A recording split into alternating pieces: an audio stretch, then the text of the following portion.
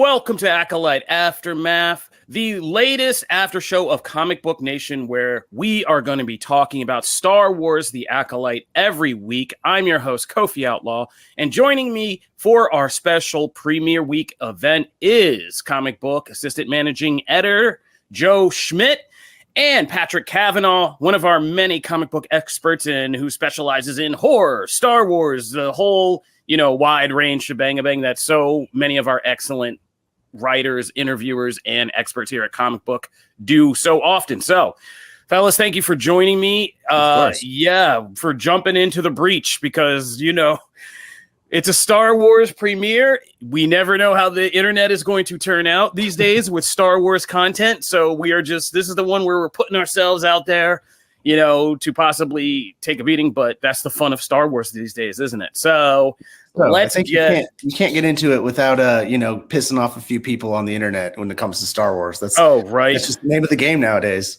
And the Acolyte, I'm sure, will be sparking some lively discussions. So let's get into why that's going to be and start with this kind of 2-episode premiere and just kind of get our first initial thoughts out. Patrick, why don't you start? Because you're our biggest Star Wars expert, and so I feel like we should just kind of put you out on the front lines first there. But just kidding. I always like to hear what you have to say. It helps me get my own head together when you can kind of sum up things in the larger pantheon of Star Wars. Yeah, of course. I think one of the reasons why everybody was so, even not necessarily excited, but just intrigued by The Acolyte is that this is our first live action project taking place during the High Republic era. Like every Star Wars project over the past decade has been, okay, but how does this connect to Darth Vader? That's what everything has been. Basically, yes. And this is the first one that just fundamentally is Darth Vader is not alive. Anakin is not alive. This is so far removed from that. Everyone just wanted to know, okay, what does Star Wars look like when it is not the Skywalker saga?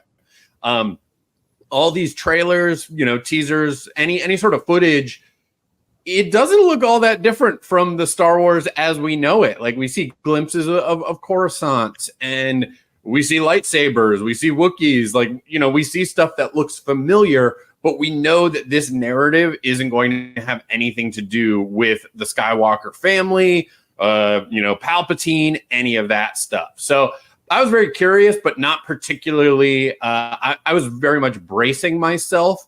And speaking to the first episode specifically, I was pretty delighted.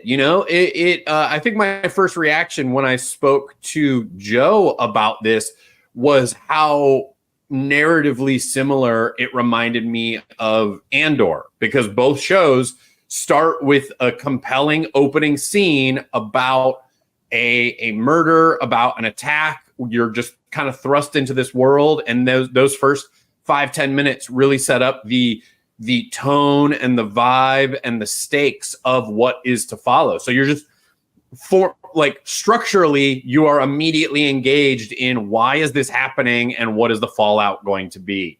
So I was definitely impressed with that first opening scene. It's very Crouching Tiger, Hidden Dragon was a touchstone that Leslie Headland has been, talking about, and Amandla Stenberg. They've been using that as this is the vibe of the show, and it fully made good on that promise where the character that Amandla is playing, is not doing, backflips like Obi-Wan and Darth Maul in The Phantom Menace. They're just kind of using a little bit of a force boost, if you will, to, pull off these martial arts moves and to climb rafters and things like that, seeing Carrie-Anne Moss's character. So yeah, that first opening scene really intrigued me and set me on an optimistic course for this first episode for sure. Yeah, I mean, I gotta say, I have been not looking at trailers and things as much anymore because there's already a certain amount of exposure we all have to go through for this job when we're getting to these shows. We got to go through a lot of promotional interviews and featurettes and stuff. So I try to watch as little as I can while still doing my job. So I actually went into this not knowing like the full details of the premise of the story. I knew there was a warrior, a Jedi gets killed, there's an investigation, could be something Sithy. That was about all I got out of this. And I've been a High Republic nerd. I've been kind of, following this also. When I see like Vernestra Rowe and her purple whip lightsaber, I'm like, oh my God, I know that, and doing all that stuff. But I was very curious because, like you said, even if you've been reading the High Republic stuff, that goes back like 350 years before Skywalker Saga. Then the main thrust of it is about 200 years. And this story is 100 years. So it's operating in a space that nobody has touched. Mm-hmm. And it was very interesting to see where we're going. So, and we can talk full spoilers because anybody watching this is obviously should be watching the show before you come here. So when we got to the whole split about Osha and May, like I really didn't even know any of that. So I was instantly kind of intrigued through the first episode of like, were these two people, was this like a werewolf thing? Like, could this be one of those things? And the way they played it kind of kept you guessing. And it was one hell of a first opening episode because we talk about first episodes, first comic issues, things like that. And Leslie Headland really and company packed so much into this, where you got so many brushstrokes of like this history. We need a Star Wars trauma. Like there was a trauma that kind of could set people down light and dark paths. You don't really know, all these characters who are supposed to be like, even the Jedi, like Saul, you don't know the full kind of complexity of their characters and emotions and where they're at. And you get a bunch of entertainment in this one from, like you said, a great fight scene with Indara and May to, a starship escape that's, kind of hilarious and informative at the same time about who Osha is and why she's different and kind of compelling and all that. And then you get some of the kind of darker, scary stuff with like, phantomy, weird magic stuff and stuff like that. So I was really intrigued. One thing I just came away knowing was like, I feel confident that Leslie Headland is, like the first time I saw The Mandalorian, right? Like this person knows Star Wars and understands kind of the fundamental mechanics of Star Wars independent of individual characters like the Skywalkers, because that opening scene fight and how she gets to Indara is just like, that's deep Star Wars lore knowledge about like who a Jedi is, what a Jedi does, and kind of how to play that. And I think I could say about these first two episodes, I like seeing the logic that's behind something like when there's a duel, when there's an attack, or somebody's trying to kill somebody, there's actual like storytelling, planning, like there's substance to it. It's not just, magic weapons flying around and doing things. Although I did laugh every time because it was in the trailer we were watching as we're talking here. The reaching for weapons motif, like when they're fighting all the time. I was like, that is pure Crouching Tiger, Hidden Dragon. That movie was built on people missing grabs very slowly, but I still love it. But I was very impressed by the kind of, I don't want to use the word because that gets such a flame war in Star Wars fandom, but like the feeling of authenticity in this. Definitely. That this was somebody who really, like I said, understands that magic of Star Wars and where to kind of pull from for that. I'm very impressed that you avoided the spoiler aspect of it, because I was telling Patrick before is that I saw a fan theory about people analyzing the trailers very, specifically where they noticed that Amandla Stenberg's character has two different hairstyles. And so there would be twins. She'd be playing two different characters. And so I saw that fan theory and didn't really pay it any attention because, like trailers can show growth over time. We didn't really know much. And then I was very pleasantly surprised, not spoiled, and it didn't ruin it for me, but it kind of enhanced my enjoyment. Like, oh, damn, the Star Wars fans still got it. They can still get down to the minutia and figure it out. And I really, really enjoyed that twist aspect of it, because I think the cool thing, like we're talking about Leslie Headland and how much she gets Star Wars and how this is set in a different period of time. I think the coolest thing about it is that we see the duality of the Force. And there's always been these, like a lot of just pontificating on what the Force is and the balance of the Force, and how when one side is overwhelming, there always is some event that creates a series of events that creates balance, that causes, the scales to be tipped maybe in favor of another. And so we're seeing basically that the Jedi are at the height of their game. You know, they're dominating everything that's going on in the galaxy. And this is the big inciting incident of probably what we will know of as the Sith. And we know that like being whether it's, you know, getting back to the old Republic style, if there's a bunch of Sith, and then there's the rule of two. The rule of two, where there's, you know, a master and apprentice always. And right now we kind of have a master and we have an apprentice based on what we've seen with May and her character and her mysterious master, who, you know, we just see lurking on the rocks in the ocean, and we don't know who he is or who she is, who they are. But I think the coolest thing about this is that Leslie Headland gets that duality of the Force.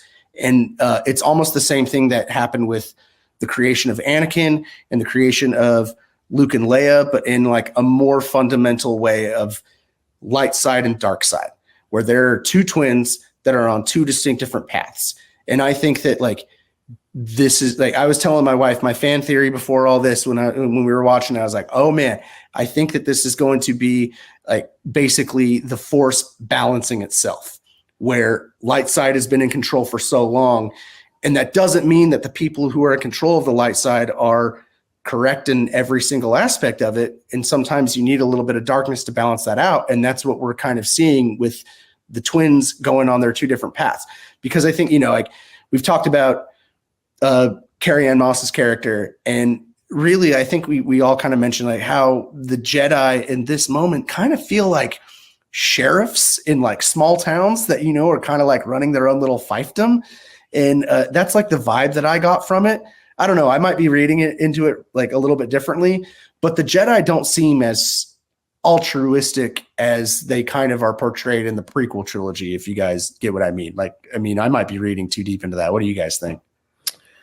We're going to split. I know we're splitting the show up to kind of do just these recaps, and then we're going to have a special guest from the Acolyte cast who we're going to hear from in some of our interviews, and then we're going to get geeky at the end. But there is a whole part of it. No, you're not wrong. That was a fair question. I'm just saying that I have like a whole dissertation, because Vernestra's character is a very interesting one to include, because when when her story begins, she's in the YA novels, and she's a pluck character. You know, I mean, she is plucky. She's a Jedi prodigy. She makes this whip, and she's helping the High Republic Jedi as this young, you know, optimistic girl who is clearly not this person we meet in this later part in this thing. You know, she's clearly grown up and been through some stuff. So it's kind of like there is a question hanging over this, like all Star Wars, about it being a bridge, about like what happened during this ongoing saga where we're seeing where in the High Republic, the Jedi are fighting this entire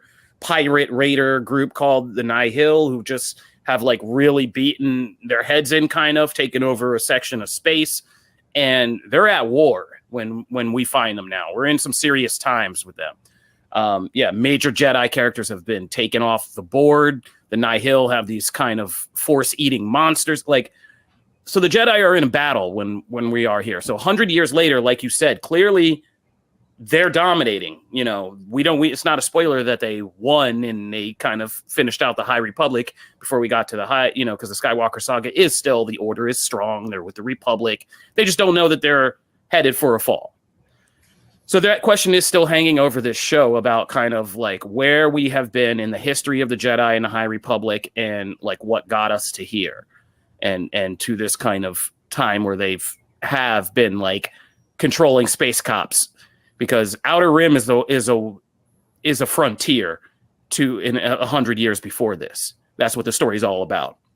And them going in the Outer Rim and being like, we're bringing our thing to the Outer Rim, and everybody being like, yo, there's been a lot of people out here who moved out here because they wanted to practice or live their way and stuff. And like, now you guys are kind of like colonizers coming out here, and there's more out here in the dark side, malevolent groups. And, you know, we don't want the Republic and we don't want the Jedi, and they're going to fight back against that. So I'm really interested to see how this series deals with all that. And like like you said, this tipping point where finally it seems like it's been too long, too much, and something's pushing back. And we get hints of it. You know, we do get hints of it with May and Osha's division and how Osha blames May for the death of her family, and we still don't know what happened. And you really kind of get the sense that we don't know the full story. Yeah. Yeah. And there's like a good, and that's what I mean. Well, they did a good job of mystery kind of sewing that all in very quickly within this first episode. And definitely what my proving point was the second episode, because that's where things can slow down. And even Andor arguably kind of had that second episode that was a little bit slower before we got to the third episode where things really kind of kicked into gear. So I was actually pleasantly surprised about how well the momentum and the kind of character deepening went from episode 1 through episode 2. Well, sorry, that was so it. To your point, just kind of, to Joe's point about that the Jedi aren't these neutral party protector diplomatic type of characters. One of my favorite elements of even just that opening fight scene or lines that really pique my interest is that Carrie-Anne Moss is Indara, her character says, we have an unregistered force user, which was really evocative, thinking like that this is a point in time in the galaxy where if you have any sort of sensitivity to the force, you need to be registered with someone, which immediately, that was the central conflict of not only so many real world horrifying situations throughout world history, but even just at Captain America Civil War. Like that was the whole impetus of what made that movie, what made that comic storyline so fascinating is like, no, it's okay if you have these abilities, you just need to register them with someone. And so realizing like, even though it isn't totally fleshed out in these first 2 episodes, just planting that seed of if you have any sort of attunement to the force, you need to register with someone is a really fascinating idea. And so obviously further into the season, we're probably going to be touching on that a bit more. But yeah, that's just with that one throwaway line, I feel like it fully set up. No, this is not a Jedi Order that's like benevolent peacekeepers. It's kind of you need to tell us that you have this ability if you want to not have us alert other Jedi who are out there and put you on our radar that we're going to be keeping a watch over you. And we've seen this before too. We've seen this with the Inquisitors. We've seen this post Order 66 when the Inquisitors are hunting down anyone that has any force abilities, Jedi or not. So it's not just there are some cool echoes that Leslie Headland just gets that, she understands the Star Wars universe, obviously to a certain degree where pushing it. And it's not just like the fantasy aspect of, the hero's journey with Luke going on this quest and ultimately, vanquishing evil. It's just going into the cool things that George Lucas established of just like the complexities of the universe.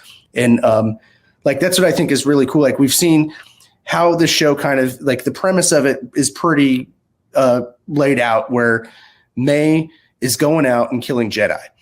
Osha thinks that, she is orphaned and left behind and thought she found her place in the galaxy and clearly did not when she left the Jedi Order and has gone and become, the ship repair person. And basically because her identical twin is going out and has successfully murdered a Jedi, she gets brought in by the Jedi Order and they think that she did it. And they cast doubt on her, because they say like, oh, it obviously is you. This looks like you. And she has to prove her innocence. And in doing so, she has to find out that she wasn't orphaned, that her sister is alive. And that causes all these new emotions and confusions that Jedi obviously are not supposed to have. And that's reflected also in her former Jedi Master Sol, who is one of my new favorite characters in the Star Wars universe. I mean, like, I do love May, I do love Osha, but Sol really kind of set the tone for like, the Jedi that you know shouldn't be because they're supposed to be so pragmatic and stoic and not connected to their emotions. And then Soul comes in and you can tell he has feelings and connections to all of these people. And it's like, that's going to bite you in the ass, Soul. But I still like, that's what makes him such a compelling character. You know what I mean? Yeah, Lee Jung-jae is, I mean, if you don't know, who was the protagonist of Squid Game as well, he's just killing it. I mean, he learned English for this, and his delivery of it is just, it's like pitch perfect for a Jedi character, and just like his measured speech and everything, and his whole vibe. And like you said, the level of depth that he has, and the little kind of idiosyncratic things that he has going on behind the stoicism.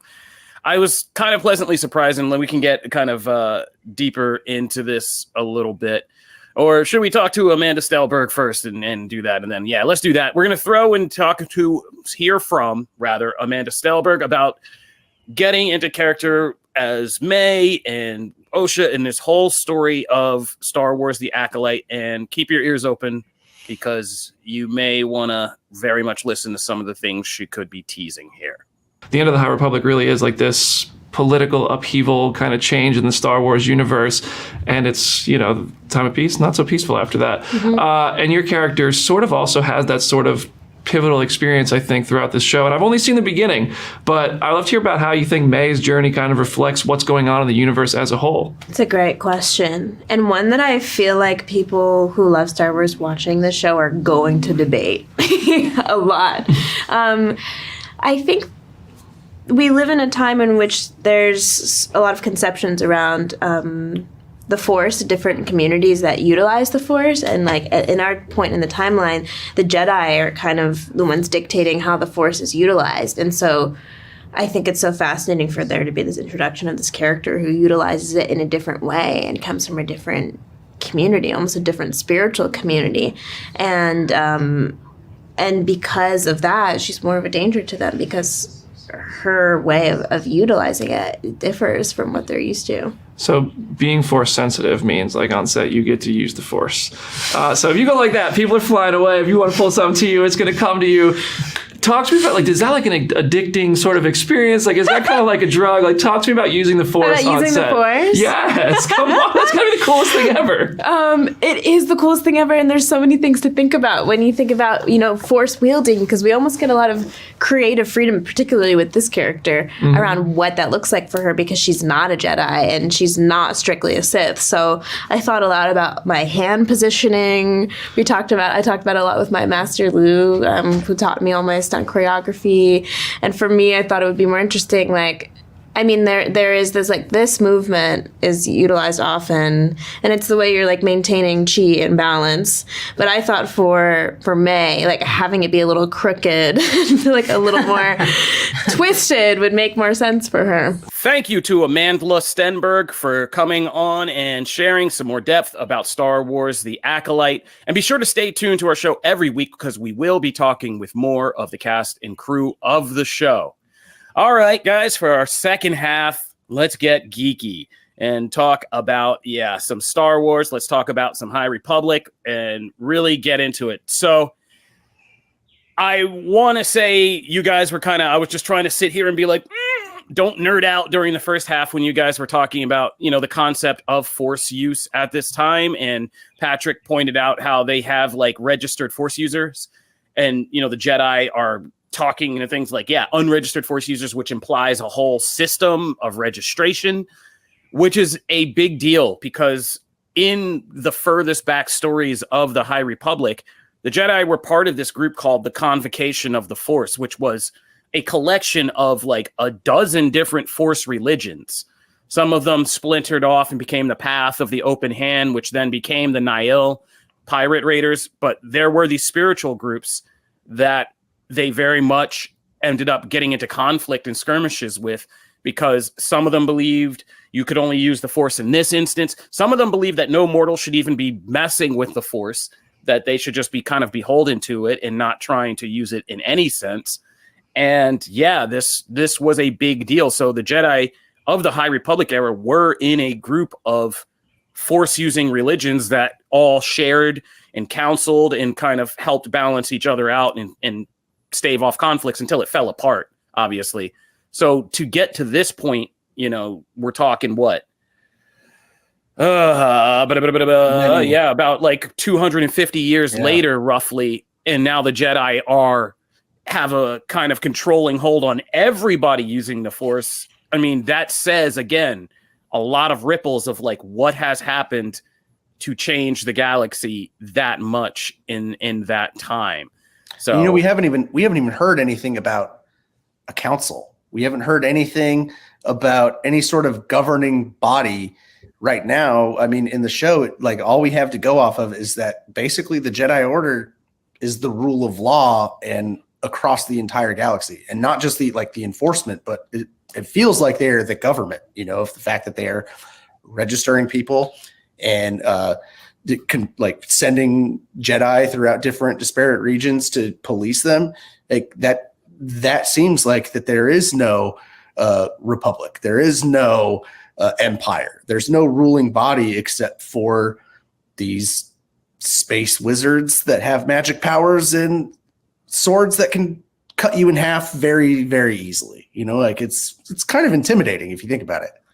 That was a detail I really liked about the show, was how they kind of, instead of the lightsaber swords, which we don't see that many considering what time period we're in and how many people are carrying them, that they do a lot of work to make the Jedi's force powers seem slightly sinister.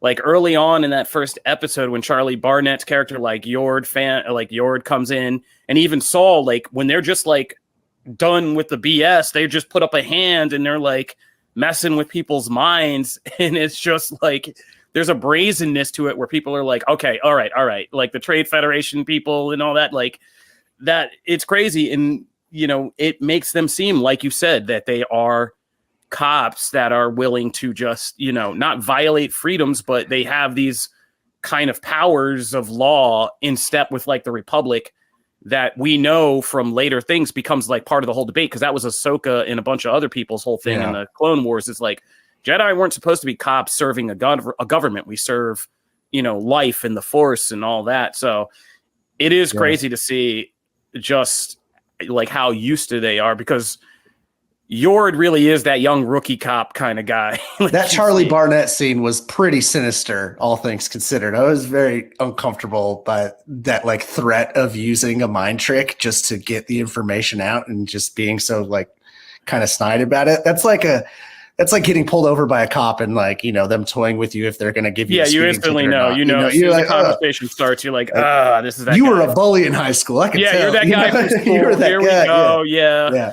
But also like Carrie-Anne Moss's character in the beginning, while she does seem pretty intimidating while she's there, she does do the right thing and it ends up killing her. So I know we're like giving the Jedi shit for all this, we're saying like, oh yeah, they might be the bad guys, but really truly to be a Jedi, you are there to serve the people who are weaker than you.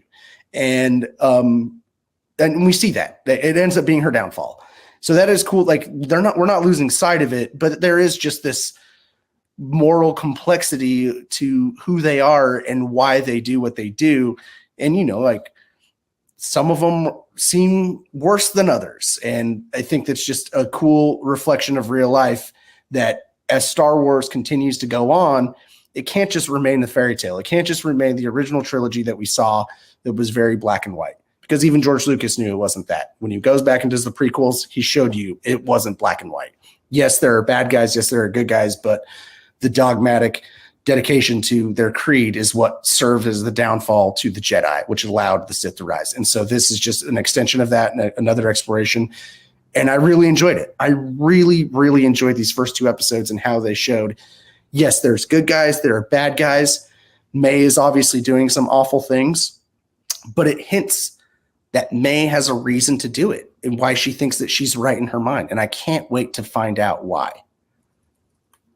Yeah, compelling villains who's not really like did a good job of making you understand the other side of perspective, which, obviously can be kind of murky in Star Wars at times, if not done right.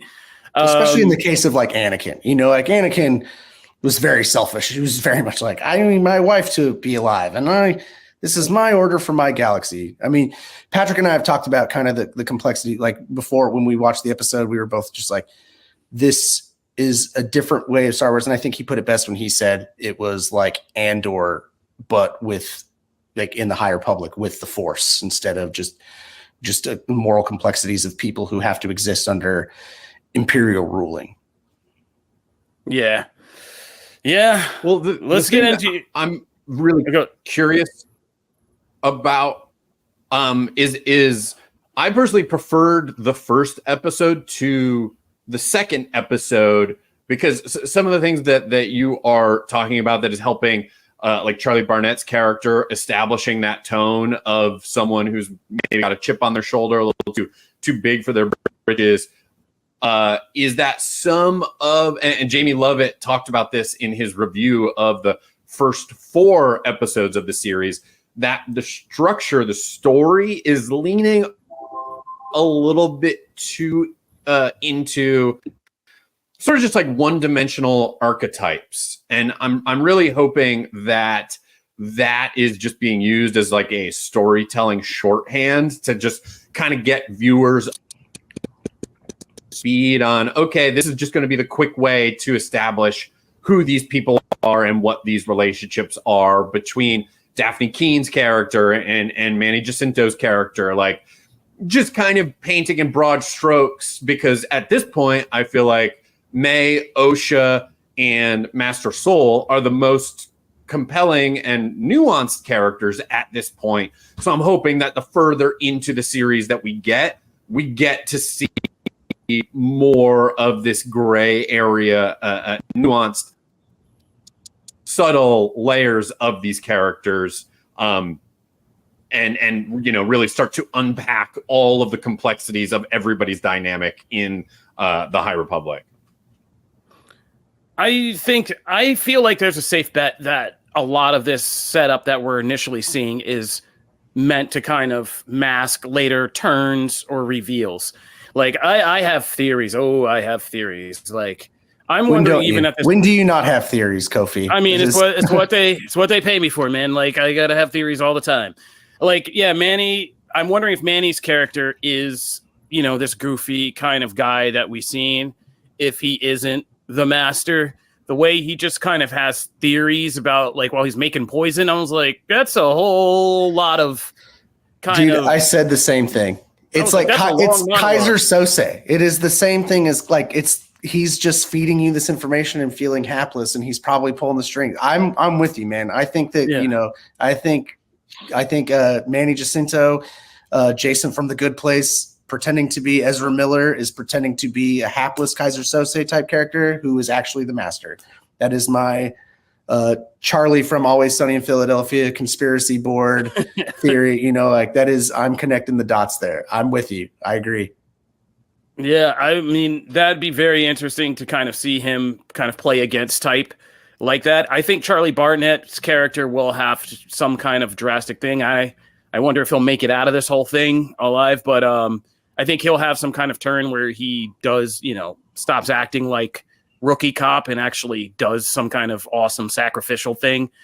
I really like Daphne Keene's character, and I hope like we get to see something dynamic from her, because her whole thing is just, as Jackie Lawn is just, in her whole interplay with the rest of the Jedi is hilarious. And yeah, but well, I'm keeping my eye on. She seems like the level, like Daphne Keene's character seems like the level-headed person who her eyes are going to be opened by what is going on. Like I said, like we don't know what happened with May and O'Shea when, on that planet.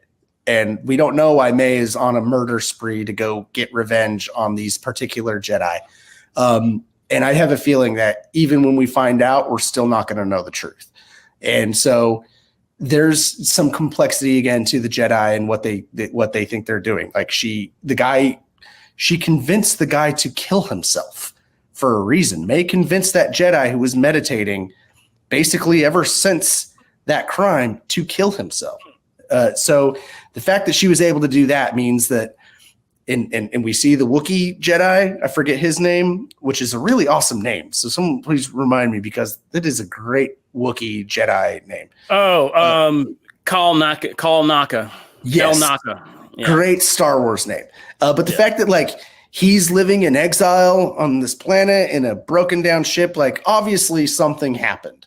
But obvious Soul is still living as a Jedi, and Indara was still living as a Jedi. But these two obviously went through something that made them make the choices that they made. And so I feel like we're going to find something out that maybe paints some moral complexities. And I feel like Daphne Keene's character is going to be kind of like, not because obviously the twins are going to be affected by it, because they both thought each other was dead.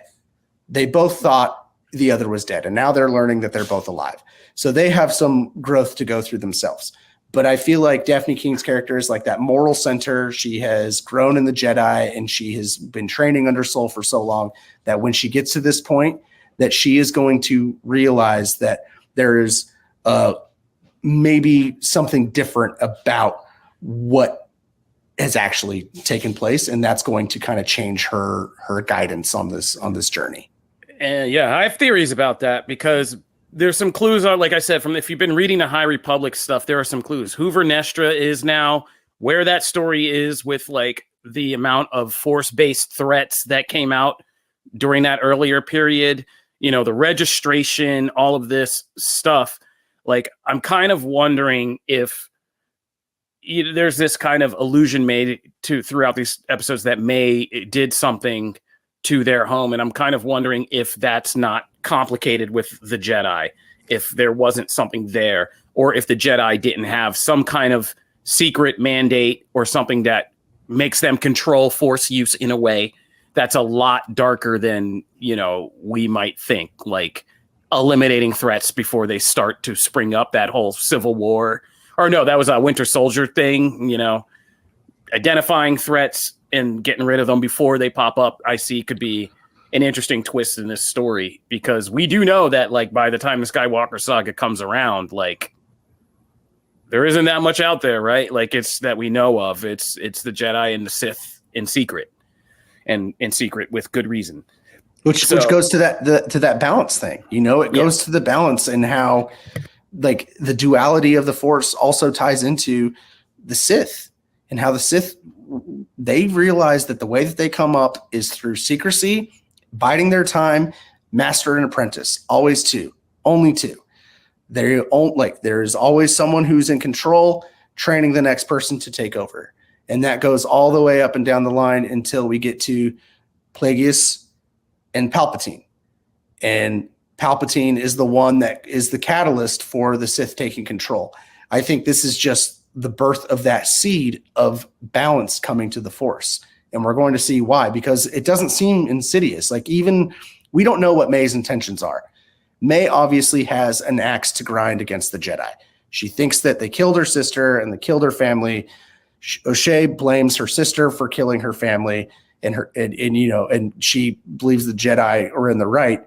But there is something here that is going on that is going to show us that the Force is a little bit more ambiguous in not just good or bad, but light and dark. Light and dark, it doesn't mean one is good or inherently, and one is inherently bad.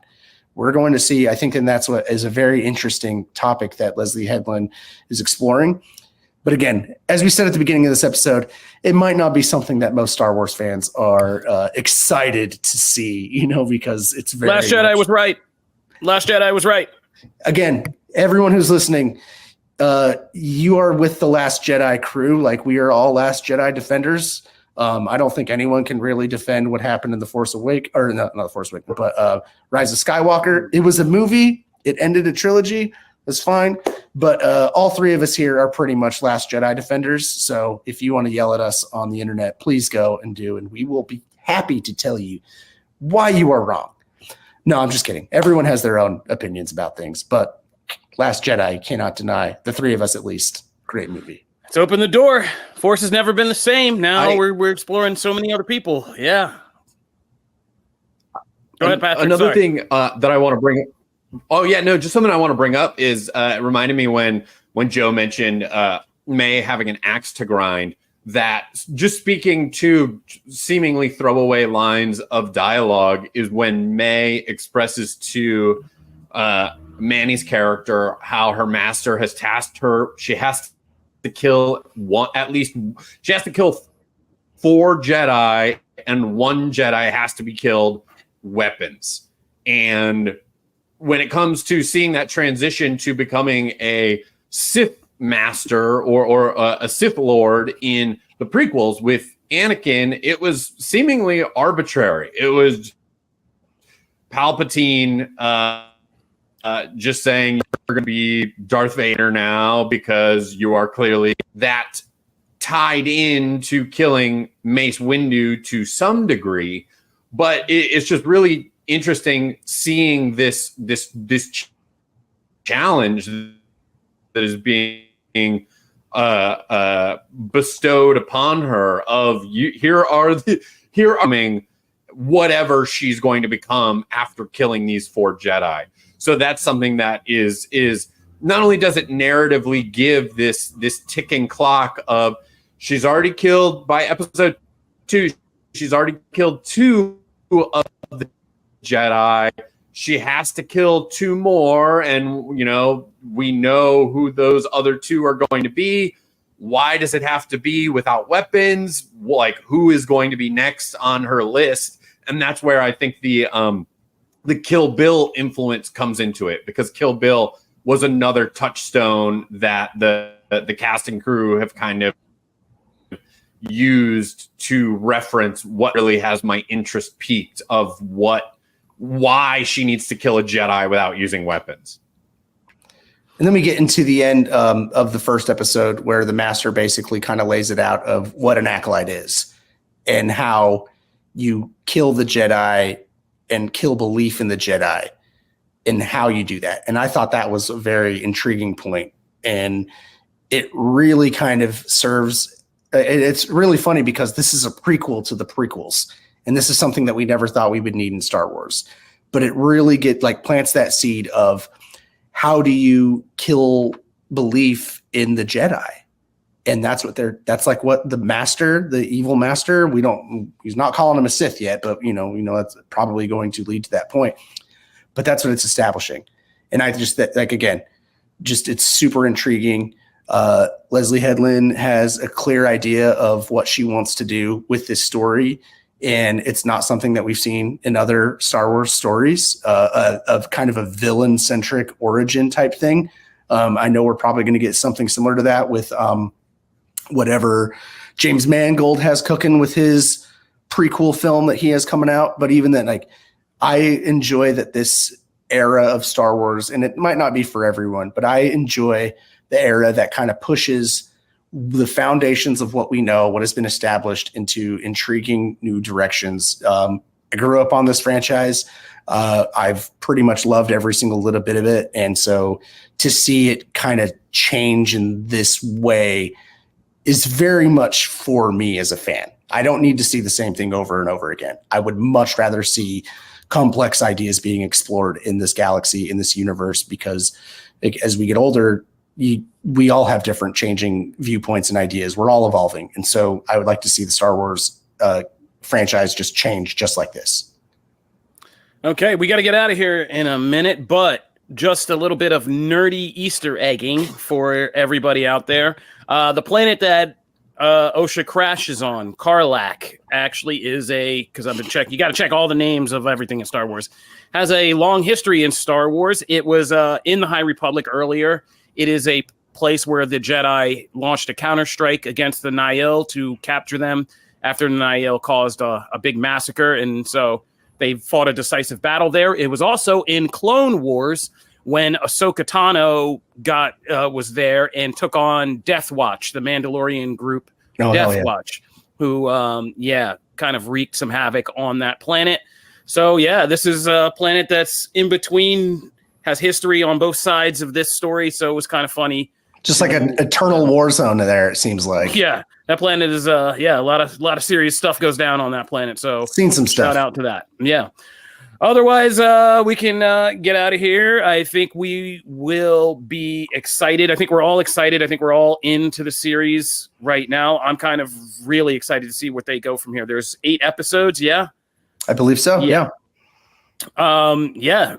So, yeah, these first 2, and I don't even think you needed the first 2. I was surprised they released them. I think you could have done just the first one and would have had me in, but I mean, the first 2 do give you a kind of a very good, like you said, picture between what's going on with the sisters, the complexity of this hunt for the Jedi, the Master, and like whatever's going on with that. And so I'm very interested to see where this is going next, because I enjoy this as a Star Wars movie fan and also as a High Republic fan. It was good to see this era kind of in live action finally. I'm just excited to see a yellow lightsaber, we saw one with Rey, but I want to see like a duel with a yellow lightsaber. If real ones know, Star Wars Jedi Outcast 2, when you could make your own character and you could customize your lightsaber, yellow lightsaber was my go-to. Most people go like purple or green. Yellow was my favorite. So to see these in live action and duels, I'm very excited to see that. Patrick, you have any final thoughts before we get out of here? Yeah, even though I kind of started off by saying, like, this is the first thing that's not connected to the Skywalker saga and how that excited me.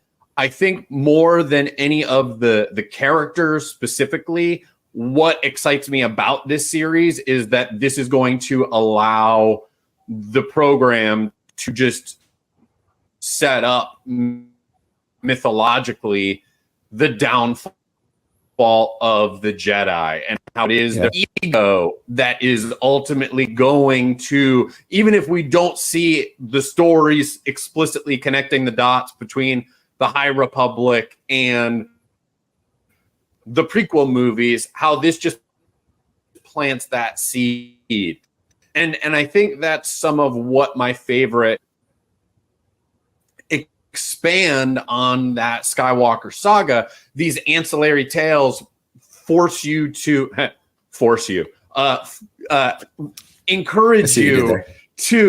recontextualize the stories that you already know. So even though I don't need to explicitly see how we go from the High Republic to the prequels, I'm at the end of these 8 episodes. All right, that'll do it for our premiere episode of Acolyte Aftermath. We are Comic Book Nation, the only show that does it all for geek culture, and you can find all of our programming over on the Comic Book Nation feeds.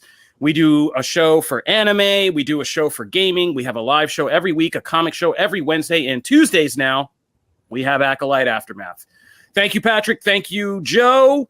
I will see rest of you Star Wars fans out there on the battlegrounds of Twitter and such, where we can trade our thoughts about the Acolyte. Thank you guys for tuning in. Come back next week. Thank you for Amandla Stenberg for tuning in for jumping on and talking about the show. She might be watching. We don't know. She might be. Thank you. Good show. And may the force be with everybody. Let's get out there.